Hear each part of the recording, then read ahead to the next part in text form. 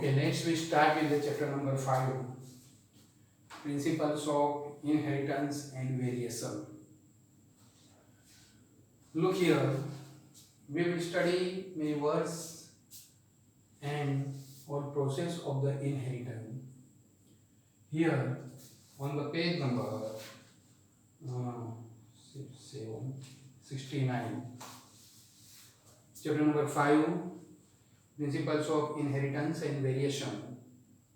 Have you ever wondered why an elephant always gives birth only to a baby elephant and not some other animal? Or why a mango seed forms only a mango plant and not any other plant? Very simple. That we have that all thing accepted that human, the offspring of the human is always human.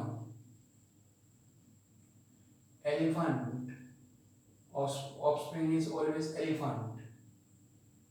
In case of plants, mango,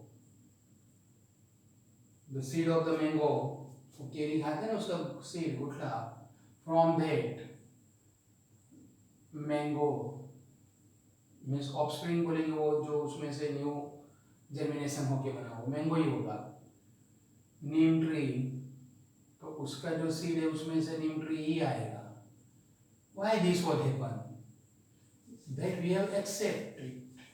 We have accepted, but we should raise the question why it happened, how it happened. The simple is that we should go for the what is the scientific reason behind it. That is the simple question. Given that they do are the offspring identical to their parents. बोलो human में ही समझेंगे. Human a couple male and female both are the human, उसका offspring आएगा either male और female कितने भी होंगे बोलो सब क्या होंगे ह्यूमन ही होंगे. Means they are identical to their parents. Human का ऑफस्प्रिंग ह्यूमन ही है तो कैसा आइडेंटिकल है, वन नोज जो भी है वो समझ में आ रहा है. To their parents, or do they show differences in some of their characteristics? Difference भी आता है ना. कौन से बोलो. ये समझ लो कि मेल चाइल्ड है तो ये मेल चाइल्ड ह्यूमन का मेल चाइल्ड ह्यूमन है तो उसके पेरेंट्स उसके फादर जैसा ही एग्जैक्ट जेरोक्स कॉपी नहीं होगा. हाँ वो ह्यूमन है, थोड़े कैरेक्टर उसके साथ में मैच होते हैं, हमको देख के पता लग जाएगा कि ये इसके फादर है, ये इसके फादर है, बट दोनों में कुछ तो अलग है. दोनों एग्जैक्ट जेरोक्स नहीं है. ये फीमेल है, ये फीमेल चाइल्ड है, ऑफस्प्रिंग है तो उसके मदर जैसी नहीं है. हाँ मदर भी ह्यूमन है, वो भी ह्यूमन है, लेकिन दोनों के कैरेक्टर अलग है. चलो ये वंस अगेन मेल चाइल्ड है तो ये भी ह्यूमन है, उसके फादर भी ह्यूमन है, ह्यूमन ही है, बट बोलो दोनों अलग होंगे, दोनों थोड़े कैरेक्टर अलग होंगे. वही नहीं ये दोनों ब्रदर है तो ये ब्रदर दोनों ह्यूमन ही है, एक ही पेरेंट के ऑफस्प्रिंग है बट उनके कैरेक्टर अलग है. We identify this is Mahesh and this is Ramesh. Both are the offspring of the same parents but their characteristics are in some extent they are same but particular characters are different so that we can identify this is a x and this is a y.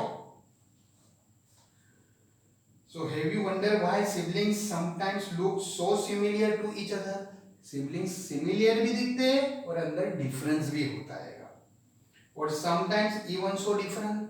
हमको दोनों similar भी दिखते हैं कि दोनों भाई है, कि दोनों sister है, but दोनों अलग भी है. Means they are the similar as well as they are different. These and several related questions are dealt with scientifically. यानी ये सब क्वेश्चन हम साइंटिफिकली देखेंगे in a branch of biology known as genetics. Highlight करो which is the branch of the biology? Genetics. This subject deals with the inheritance. अब question आया genetics किसके साथ डील करता है? Inheritance. What is the inheritance? So same thing. The characters of the parents are transferred to the offspring. That is known as the inheritance.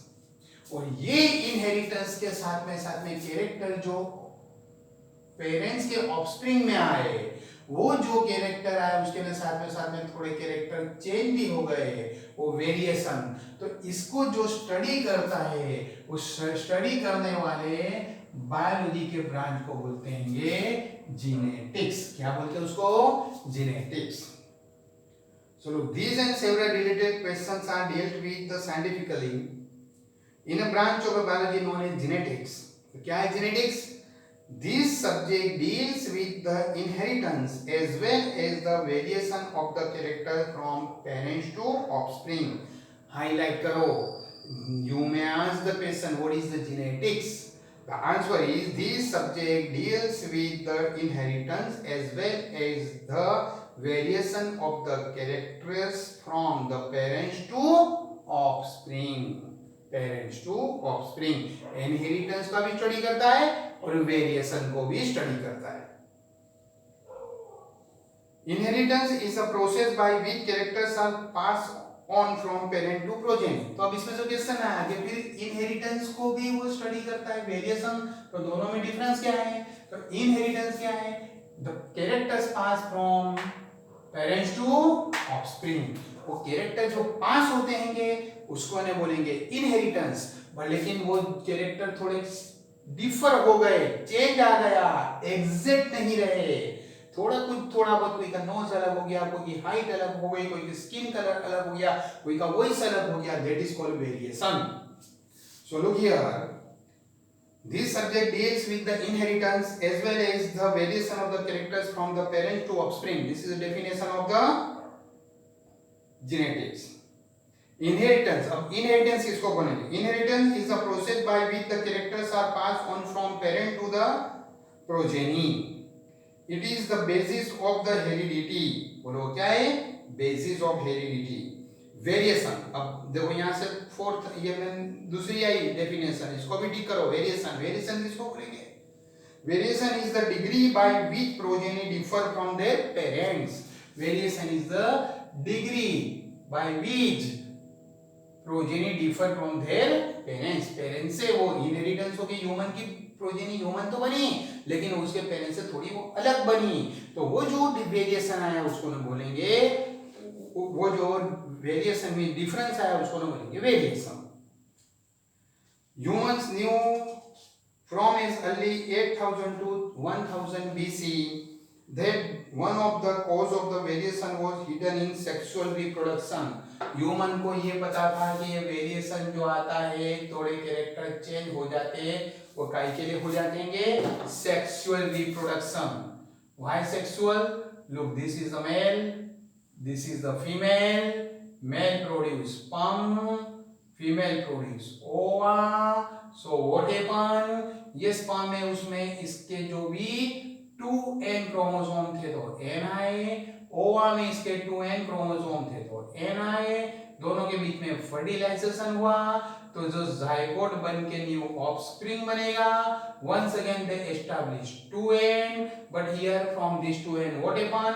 Half of the chromosomes are from the mother, half of the chromosomes are from the father, and we know that in the chromosome the DNA possess the genes.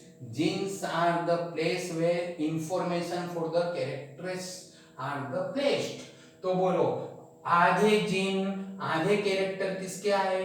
Father के आए. आधे gene आधे character किसके आए? Mother के आए. यानी यहाँ दोनों का क्या हो गया? मिक्सिंग हो गया, तो डेफिनेटली चेंज हो गया कैरेक्टर. कैरेक्टर कैसा हो गया? चेंज हो गया.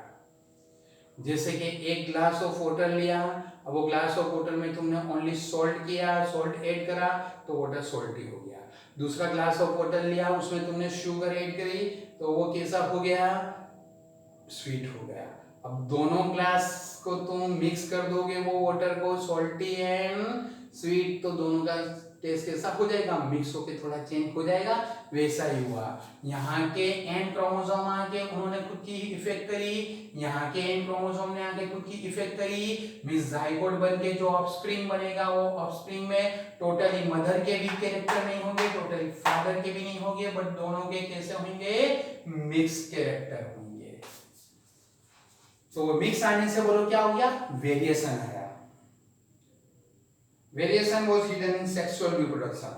They exploited their variation that were naturally present in the wild population of plants and animals to selectively breed and select for organisms that possessed desirable character. ये क्या कहना चाहता है ना कि वो 8000 to 1000 BC में वो लोगों को पता था कि ऐसा होता है ना, सो वो क्या करते थे, वाइल्ड टाइप ले आते थे, वाइल्ड टाइप लेके आते थे, जैसे कि काऊ, वाइल्ड काऊ, अलग अलग 2 वाइल्ड काऊ लेके आए जंगल में जाके, बोलो क्या करा जंगल में जाके, पता चला कि ये अपने काऊ की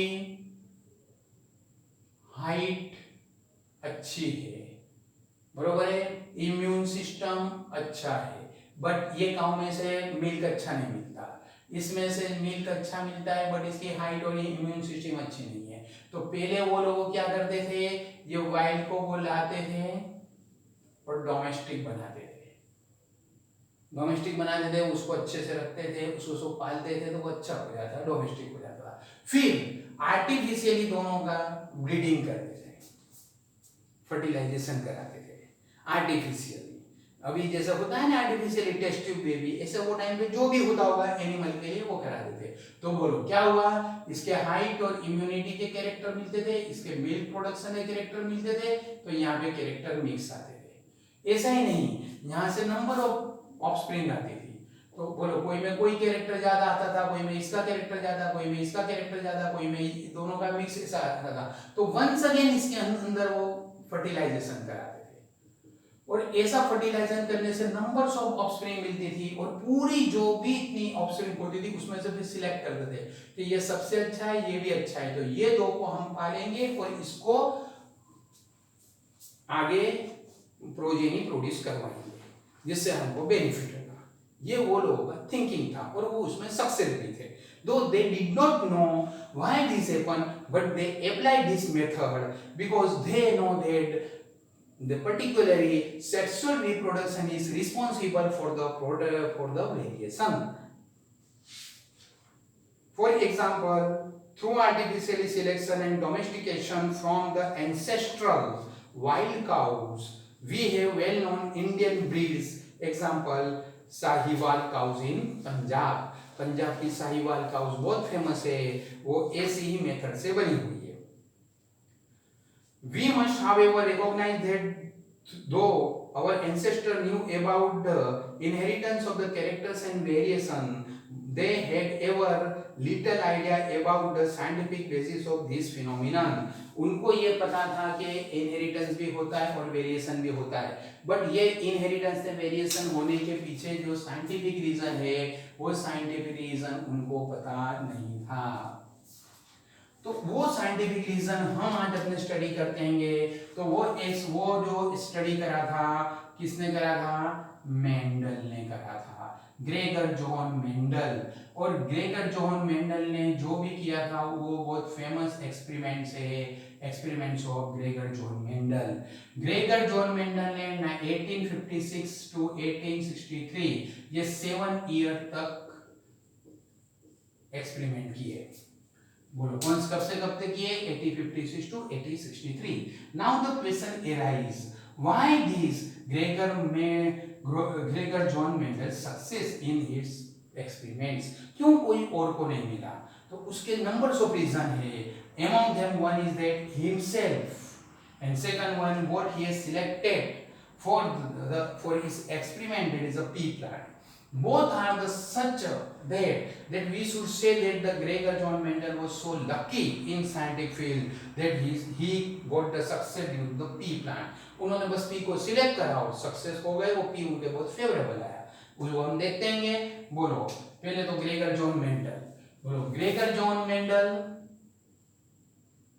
Number one, he has very keen interest in questions of the biology. Every time he thought about the why this happened, how it happened, but it was regarding the biology. So he was very interested in the biology, but at the same time he was mathematician. वो mathematician थे as well as statistics का उनका knowledge बहुत अच्छा था।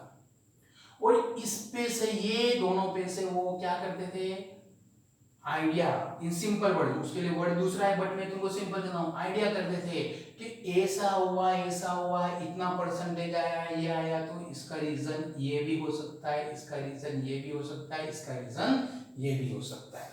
कैसे, हम एक एग्जांपल से समझ लेते हैं। सपोज एक सोसाइटी में पानी गिरा हुआ है, रोड पूरा पानी से भरा हुआ है, तो बोलो क्या क्या हो सकता है।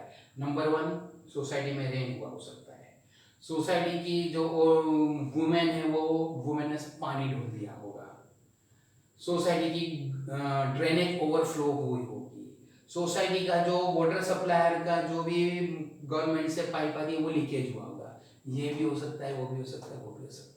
तो क्या होता था, जैसे तुमने मैथ्स में थियरम, एक थियरम पूरा प्रूव करते हो, उसको से ये हुआ, ये हुआ, ये हुआ, ये हुआ, अलग अलग हम कहते कि ये फर्स्ट ये स्टेप हुआ, ये हुआ, ये थर्ड स्टेप हुआ, तीनों स्टेप को मिक्स करके हम कोई रिजल्ट में जाते थे। वैसा ही हुआ बायोलॉजी के, वो एक्सपेरिमेंट करते थे, मैथमेटिक्स स्टैटिस्टिक्स से उसका एनालिसिस करते थे, और फिर ये सब एनालिसिस को मिक्स करते थे, उसके लिए एक उनको डेफिनेट आंसर मिलता था, और वो जो डेफिनेट आंसर मिलता था वो आंसर को वो एक वर्बल फॉर्म में लाते थे, वो वर्बल फॉर्म यानी कि laws of Mendel. This was the main reason for his success. Second one, he selected the pea plant. What is the importance of the pea plant? The pea plant, number one, it is a very small plant. बोलो थोड़ा वो small होता है, hardly 2 or 3 meters. तो बोलो it is very easy to handle and it is very easy to grow and its life cycle is of few months. So what happened? Its life cycle is of the few months. So what happened? During the 1 year you have the numbers of progeny, means numbers of, कैसे अपने progeny हम कैसे हम यहाँ समझेंगे, तो बोलो एक अपने पी प्लांट लिया, वो पी प्लांट के ऊपर फर्टिलाइजेशन हुआ, वहां पे जो भी पॉड बना वो पॉड में सीड है, तो बोलो ये अपने क्या हुआ, वो सीड को यहाँ पे अपने ग्रो करा, तो बोलो ये अपने ग्रो करने से बोलो क्या हुआ, फिर से न्यू उसमें से प्लांट आया, तो ये एक जनरेशन हुआ, ये सेकंड जनरेशन का प्लांट हो गया। चलो इसके ऊपर पॉड आए, उसके अंदर भी बोलो सीड है, वो सीड को यहाँ पे अपने ग्रो करा, बोलो ग्रो करा तो यहाँ से बोलो ये प्लांट बना, इसके ऊपर भी सीड आए, वो सीड को तुमने यहाँ से अपना ग्रो करके करा, तो बोलो ये एक जनरेशन है, ये सेकंड जनरेशन है, ये थर्ड जनरेशन है, वो fourth generation. Speedily you can analyse numbers of generation. But suppose तुमने ह्यूमन बीइंग को सिलेक्ट कराओ स्टडी करने के लिए, तो बोलो क्या होगा, अरे ह्यूमन बीइंग तो 20 ईयर्स 25 ईयर्स में एडल्ट होता है, फिर उसकी ऑफस्प्रिंग आएंगे, तो बोलो साइंटिस्ट जो होता है वो 30 ईयर पे कोई एक को स्टडी कर जाएगा, उसको स्टडी करा, उसके ऑफस्प्रिंग आए, उसको ऑफस्प्रिंग आए, तो वो होते हुए 25 ईयर्स वो एडल्ट होते हुए निकल गए, तो ये साइंटिस्ट खुद हो गया 55 ईयर्स का। अब इसके ऑफस्प्रिंग आने के लिए दूसरे 25 ईयर्स, यानी इसके 25 ईयर्स जाएंगे, यानी 80 ईयर्स, वो 80 ईयर्स का साइंटिस्ट होता है कि नहीं होता, उसके लिए पहले ही मर जाता है, पता ही नहीं चलेगा कौन से कैरेक्टर आए कौन से नहीं आए, कितने आए कितने नहीं आए। बट यहाँ पे तो during the 1 year numbers of offspring, so you can study numbers of generation and you can conclude. Not only that, this in pea plant every single has a numbers of pods and numbers of seed, so you can study very easily. Nobody can argue that कि वो ऐसा हुआ होगा ना, उसको पानी नहीं मिला उसके लिए उसकी हाइट कम रह गई, उसको ज्यादा पानी मिला तो उसकी हाइट भी बढ़ गई और कलरिंग फ्लावर हो गई। Nothing like that. Why? thousands and thousands seed एक ही प्लांट में से मिलेंगे तो नंबर्स ऑफ प्लांट के अंदर वो कैरेक्टर होंगे, तो हमें नहीं ये अपने कह सकेंगे कि देखो एक कोई अपने नवा कम मैंने पानी नहीं मिला, उसको भी कम पानी मिला, वो सीड में भी कम पानी मिला, वो भी सीड में कम पानी मिला, वो उसको ऐसा हुआ, यानी we can generalise anything. Same way, in this pea plant you can carry out the self fertilization as well as cross fertilization. बोलो नॉर्मल कंडीशन में वो सेल्फ फर्टिलाइजेशन करता है, उसके स्टिग्मा उस पे से एंथर उसके ऊपर आते हैं, स्टिग्मा पे आते हैं, बट हमको क्रॉस फर्टिलाइजेशन कराना है. जैसे एनिमल में होता है एक मेल एंड एक फीमेल, तो हम अपने यहाँ पे क्या करेंगे, इसमें से एंथर को रिमूव कर देंगे, ओनली गायनेसियम रह जाएगा. ये दूसरे ने प्लांट में से बोलो क्या करेंगे, उसके ना फ्लावर में बडिंग स्टेज में से ही उसके एंथर रहने देंगे, उसका फीमेल पार्ट रिमूव कर देंगे. ये दोनों को बडिंग स्टेज में किया, फिर इसको कवर कर देंगे. This will study in chapter number 1, अभी बाकी है.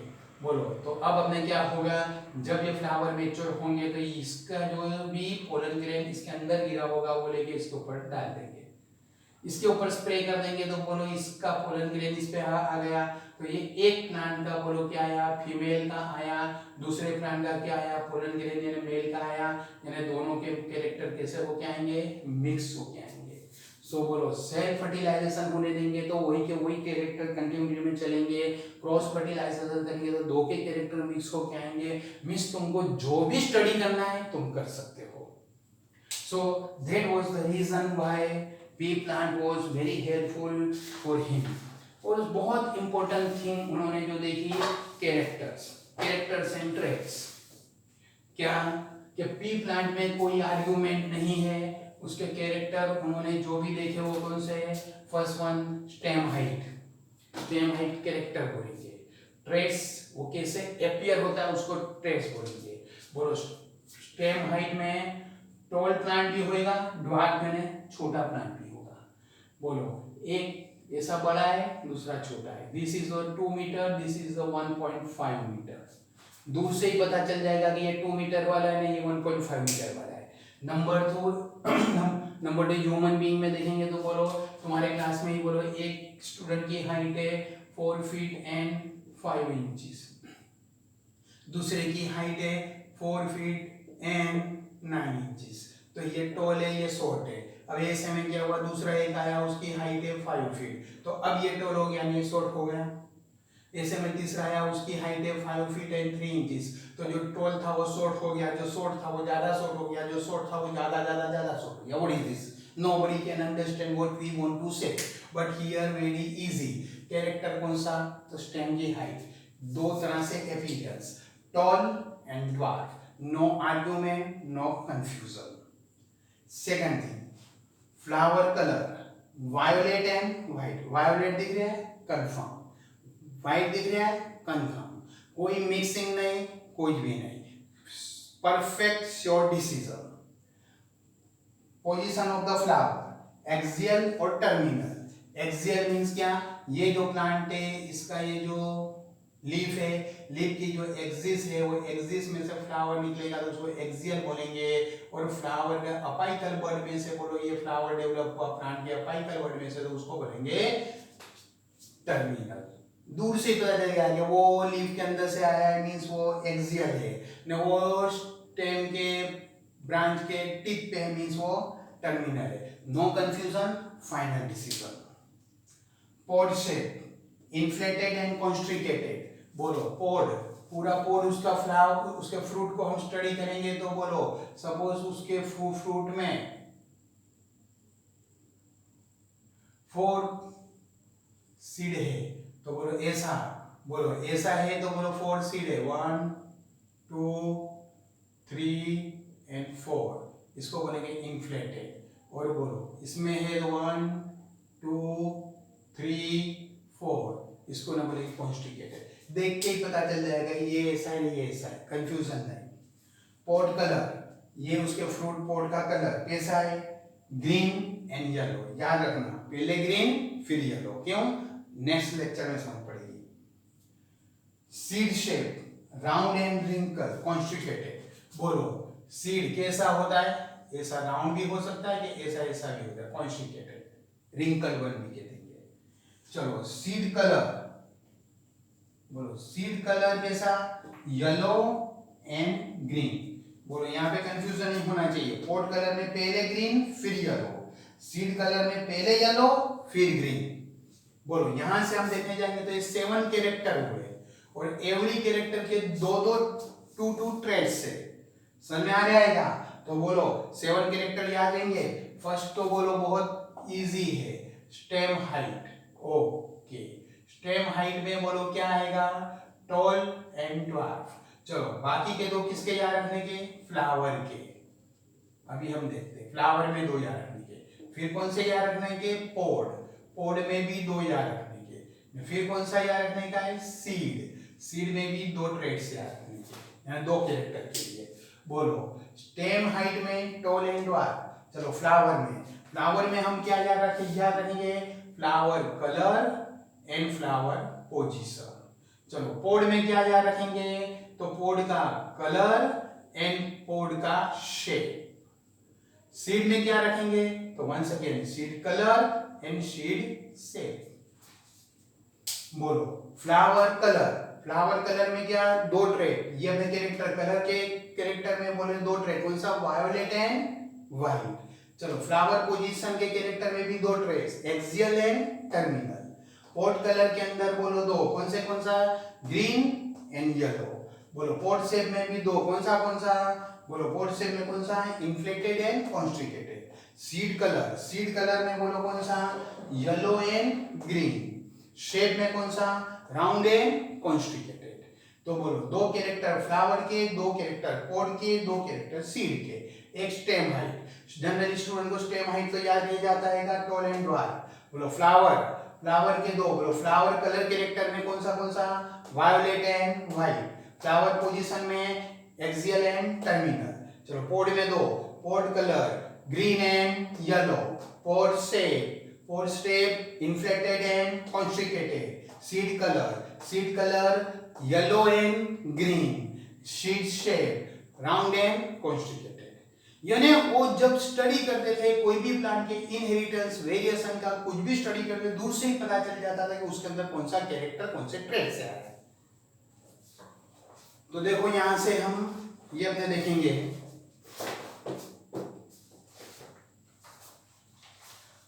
on the page number 70 and 71 this is given very easy, वो फिगर ड्रॉ करके ही दिया है कि वो क्या चीज है। चलो topic number 5.1 Mendel's law of the inheritance. it was the during the mid 19th century that headway was made in the understanding of the inheritance.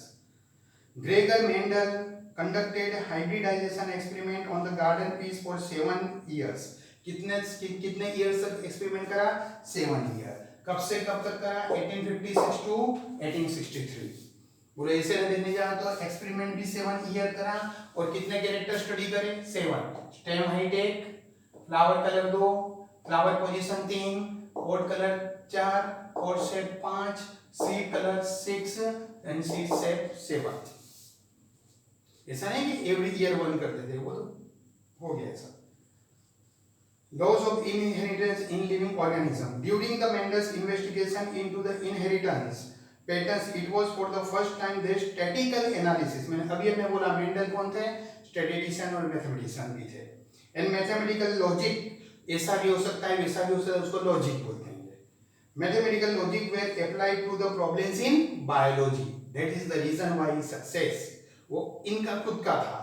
और ये पी प्लांट के जो भी सब बोले, short duration of life, numbers of progeny, easy to handle, these all the his luck that he selected the pea plant.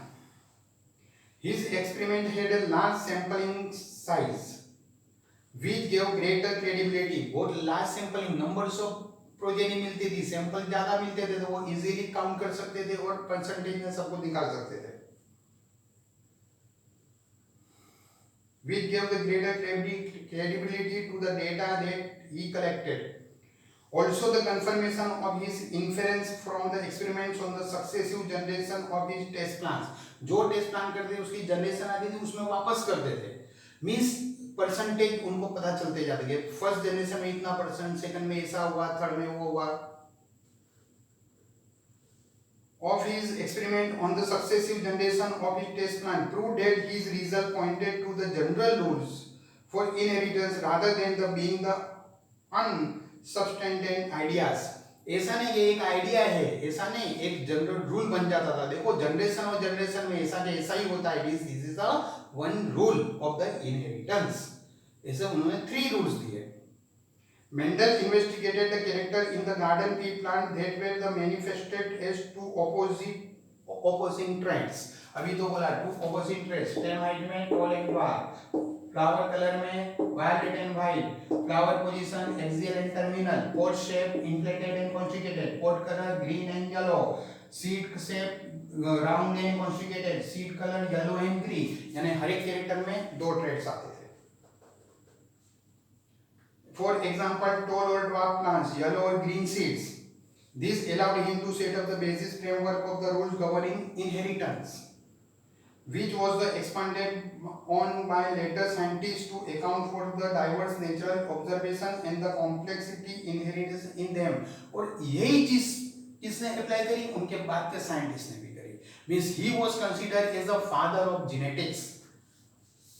Mendel conducted such artificial pollination cross pollination experiment. अभी हमने बोलो plant में ये पी प्लांट में कौन सा होता है? सेल्फ फर्टिलाइजेशन होता है. सेल्फ फर्टिलाइजेशन उसी के पोलन से उसी के गाइनेसियम को फर्टिलाइज होता है. बट अभी हमने बोला था वैसे बोलो क्या, तो बड कंडीशन में इसका एंड्रोसियम रहने दिया, गाइनेसियम रिमूव कर दिया, इसमें खाली गाइनेसियम रहने दिया, एंड्रोसियम रिमूव करा, इसको कवर कर दिया था. जब ये मैच्योर फ्लावर बना तो इसके पोलन यहाँ पे जो है उसको इसके ऊपर डाल दिया. तो क्या हुआ? Artificial cross pollination.